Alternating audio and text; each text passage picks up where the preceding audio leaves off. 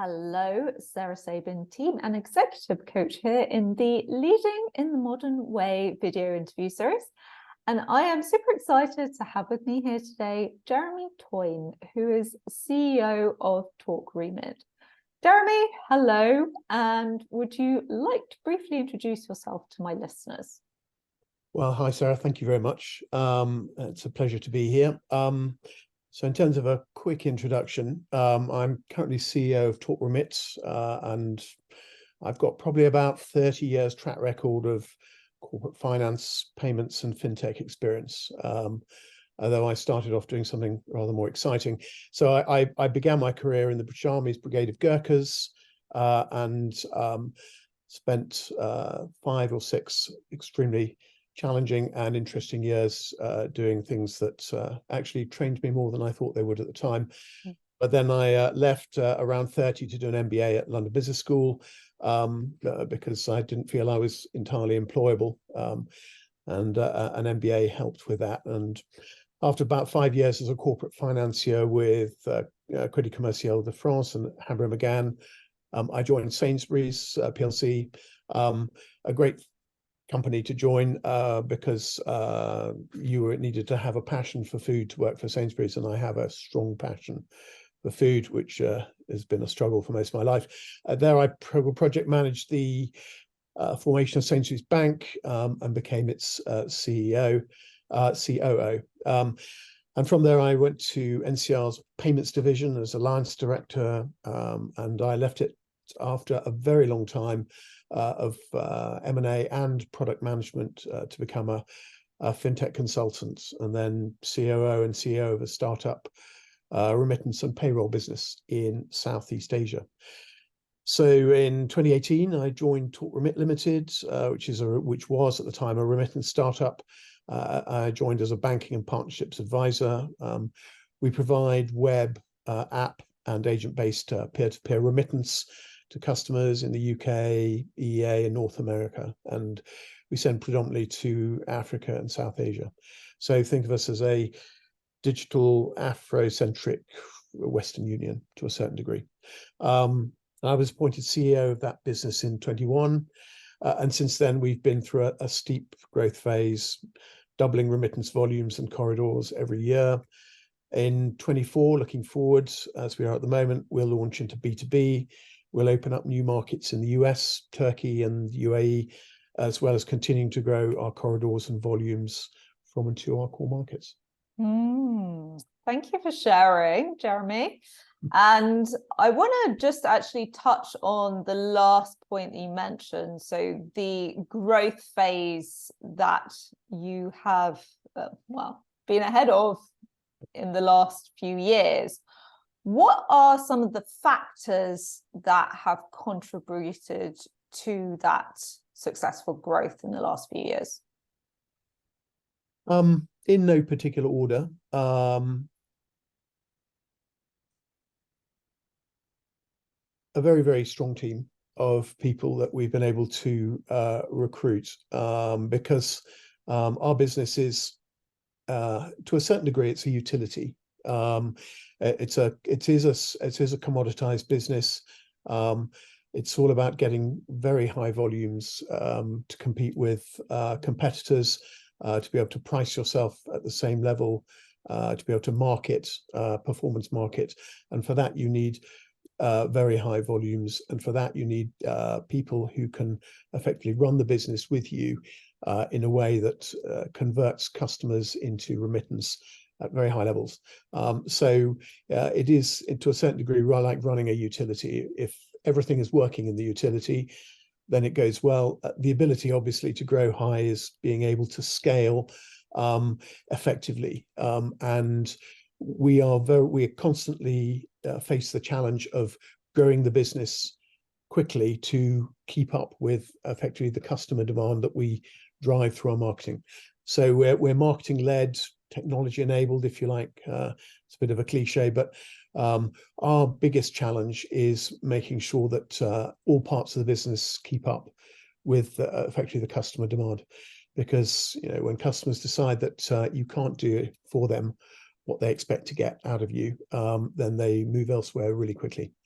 So so it's trying to it's running fast and not falling over, I would say. And I think the team is probably the most important part of that. We've also got a very good series of stakeholders, board and owners who understand and support us in a strategy of high growth, which is not for the faint-hearted sometimes. Yeah, exactly. Not for the faint-hearted is right. I mean, it's a good problem to have in that you've got that customer demand there. So, as you said, it's a question of how do you keep up with that? I liked what you said, running fast without falling over. I'm a big fan of analogies. How do you do that? How do you manage to run fast without falling over? And let me clarify the falling over part. So that could be burnout, overwork, and all of those problems that can come with hypergrowth. Well, I think in terms of not falling over, I mean, I talk about the business point of view, and I enjoy what I do very much. I don't. I'm fortunate. I don't think I'm likely to burn out anytime soon. I'm relatively hyperactive, so that's quite easy. But in terms of ensuring we don't fall over as a business, the most important thing I've found is to keep a very close eye on the KPIs, the core KPIs. So I have seen, there's a parallel business to ours, which I watch quite closely, and they've grown very fast also. But at a certain point, they've lost sight of effectively their compliance team's ability to continue to throughput fast the customer registrations and transactions that get flagged. And suddenly the first thing you know is when effectively customers trying to transact with that business find themselves waiting 13, 16, 18 hours to have a transaction go through. And that kills the business. And that's we run our business. I've got a world-class COO who is very strong on building dashboards to enable us to stay in control of everything on the business. So it's, to use another analogy, it's like flying a small prop-driven aircraft. You've got to make sure your temperatures and pressures are all good. You don't want suddenly to lose engine pressure, and the first thing you know is when you've gone into a 15-degree dive and you're having to scramble not to crash. So it's keeping an eye on all of the different components, the customer components, the partner components, the utility components, the finance components, the board components, just to make sure that everything is still pretty much running as it should, because it's juggling plates at the end of the day. And that's a topic that's come up quite a few times, is having that oversight over the different functions of the business. So more particularly as a CEO, you don't need to know everything in massive depth or be an expert in it, but you need to have your finger on the pulse. And that is especially true if you're going through a period of hypergrowth. Yeah, I think that's right. It's I think the key is to know. I think it's really important to know and have a really good command of the key metrics as a CEO. You need to know where you're going. You need to know where you've effectively got to get to. I've learned to my cost that you really can't take your eye off the customer-facing metrics, particularly. And also, and you can get away with this as a CEO, you can ask stupid questions. I always encourage, I always say to my team, the only stupid question is the question you don't ask. I know this sounds really obvious, but I've been on a call this morning, and we were talking about an issue with regard to acquirers, effectively the people who process your debit card transactions. And the guy who was taking us through it was using some TLA, some three-letter acronyms. And I was pretty sure I knew what he meant, but I was pretty sure other people didn't. And I thought, this is pointless. I said, listen, treat me as a simpleton. And I often say to my guys, give me the idiot's guide. Give me the idiot's guide to exactly what 3DS is. and give me the idiot's guide to exactly what TRA is. What is transaction rate analysis? And it's really valuable that you ensure that people understand what they're supposed to be doing. There's a lot gets lost in translation, particularly in a business like ours. Yes, absolutely. And I really want to highlight that point.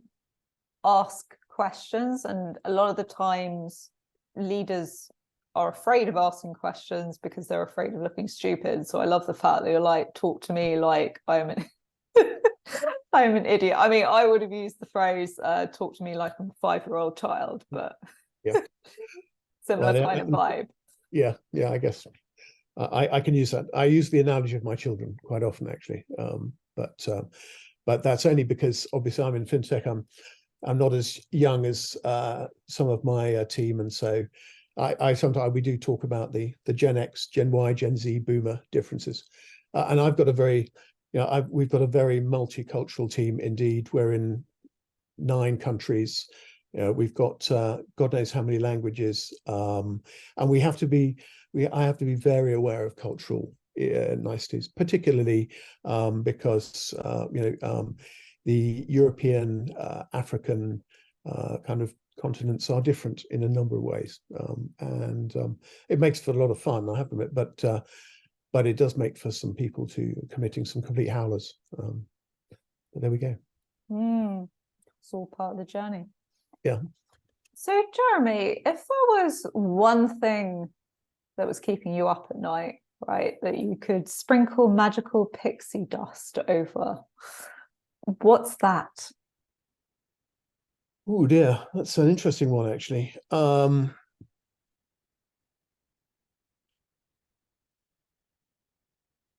Well, FX rates are one of those. I always, the things that keep me up at night are really the things I can't control. The kind of the known unknowns, as it were. In our, particularly in our business plan, we rely on, we make assumptions. So we make assumptions that the FX rates in particular aren't going to switch in a way that people who remit their money to Africa to be paid out in US dollars don't say, you know what, I don't like the US dollar pound exchange rate at the moment. I think I'm going to hang fire. And because that can create a kind of quite a mess. It's the issues, particularly sometimes with competitors. I mean, my crystal ball is, I've got a crystal ball here. It works quite well. My job is obviously more than other people to try and implement the crystal ball and know what's going to happen next, and also look at what's happening at the moment and think forward, because that's the benefit of my effectively having a bit of an overview of the business. But there are things that I don't pick up, competitor activities in particular, which can suddenly run your business sideways at 15 degrees, and you have to think, oh, I should have picked up on that. So having a good kind of network is really important, in terms of not waking up too often at 3 a.m. Apart from that without 6 hours of sleep, I'm really grumpy in the morning, and that's not good either. So there's the element of things being out of your control, which is a pretty common one that comes up because entrepreneurs in general and leaders in general like to control things as much as possible. But you also mentioned the network. Could you go into that in a little more detail, how that supports you? So I've been kind of doing stuff in business post the army for about 30 years, and I've cycled my way through about 5 businesses in that time, I suppose. And I picked up a lot of colleagues along the way, friends, and also you get to a point where you say, my memory is just not good enough to hold this stuff, but I know where stuff is, and also I know where I've fallen over in the past, or where I've seen other people make mistakes in the past, and I know where to go to work out effectively if that's going to happen, what to do, or I've experienced that in the past. or I've actually seen that happening to somebody and I know what they're going to do about it. I'd really like to. So I pick up the phone a lot more than my Gen Zers who tend to use a lot of email and Slack. I do a lot of talking. And I'll speak to people all the time. And you know how it is. You pick up the phone. I speak to somebody about an issue, about a compliance issue or an FCA issue, and I put down the phone and I think, well, if I, thank Christ I did that, because I could have not made that call. I wouldn't have had that information, and that information is going to be crucial to what we do in the next 3 weeks. So it's knowing where to go for information. I think it's that comes with experience, I suppose. More than anything. Mm.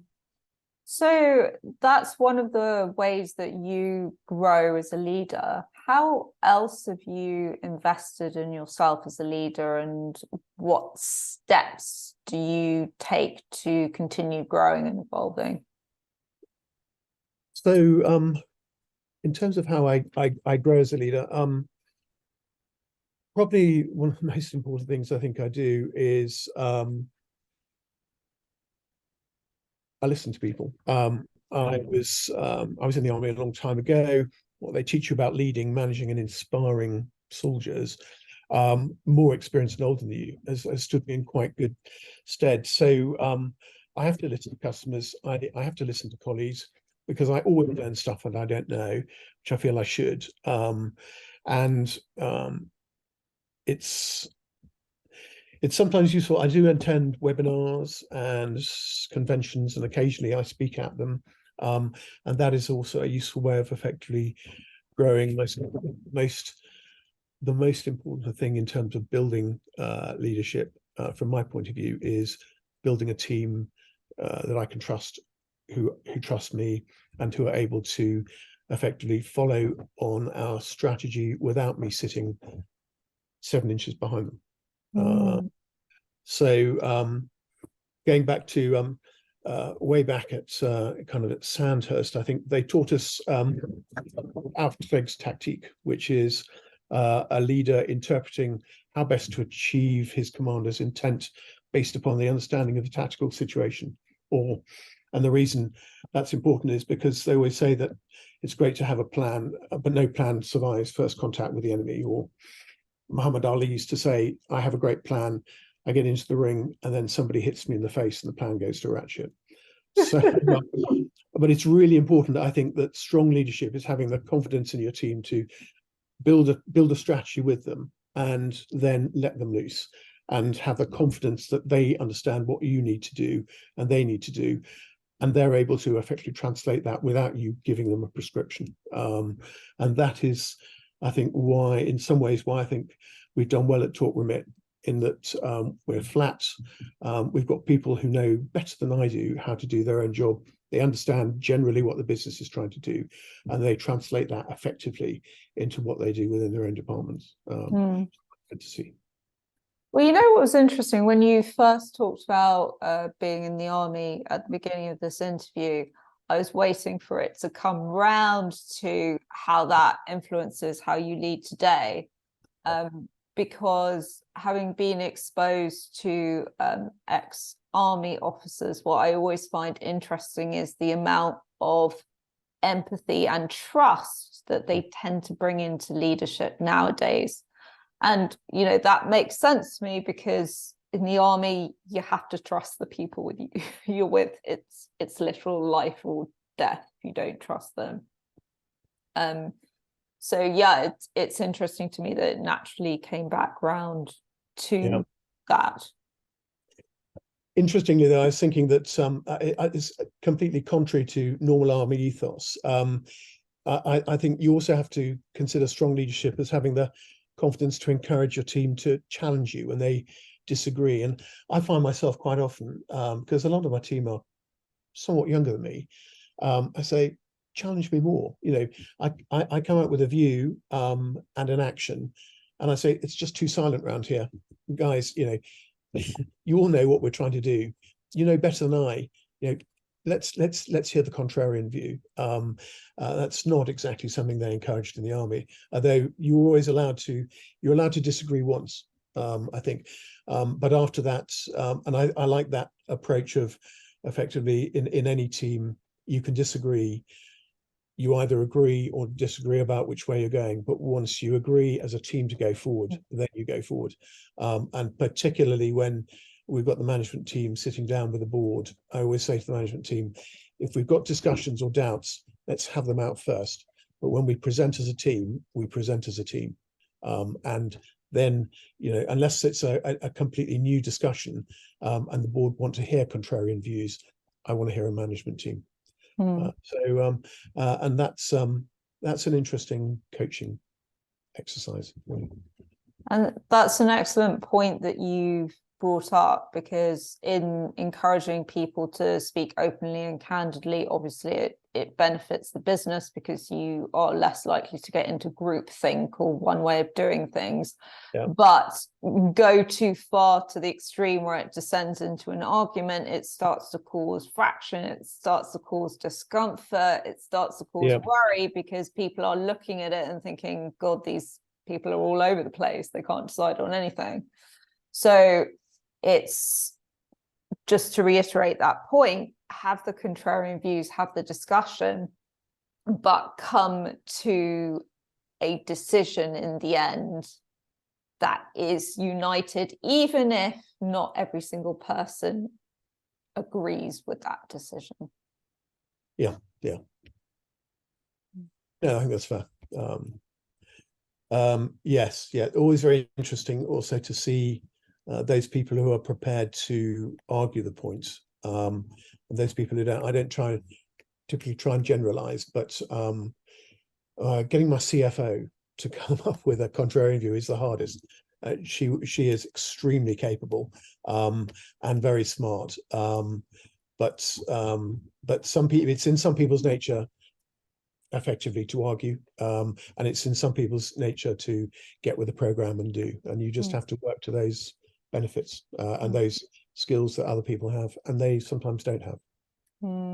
Yeah, I think it's often depending on the type of person, you might have a different approach. So some people need to be coaxed into actually actively expressing their views, so it becomes something that's more comfortable to them over time. Yeah, I think that's right. Jeremy, final question. If you could go back in time and give one piece of advice to your 20-year-old self, what would that be? Well, I'd probably give two pieces of advice, I'm sorry, to my 20-year-old self. Go ahead. Because I never answer the question right. My English master used to really get on me about that.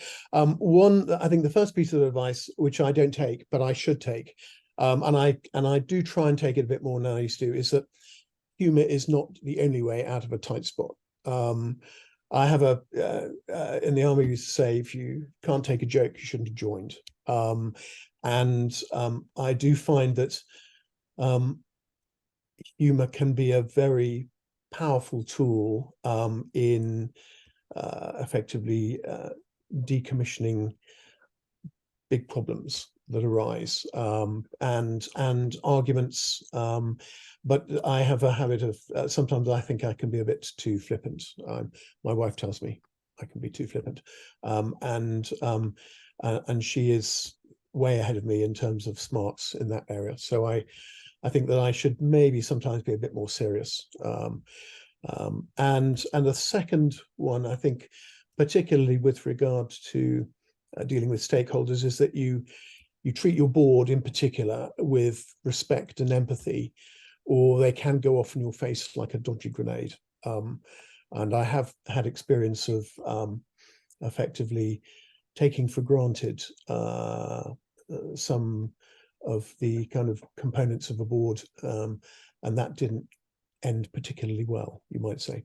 So I'm always I've worked very well with the boards I've worked with, but I always respect that there are skill sets in there that I'm not necessarily aware of, and I shouldn't be dismissive of them, because sometimes it turns out that the strangest gifts lurk in the strangest places, and somebody you might have dismissed as being of no particular value suddenly turns out to have an amazing value.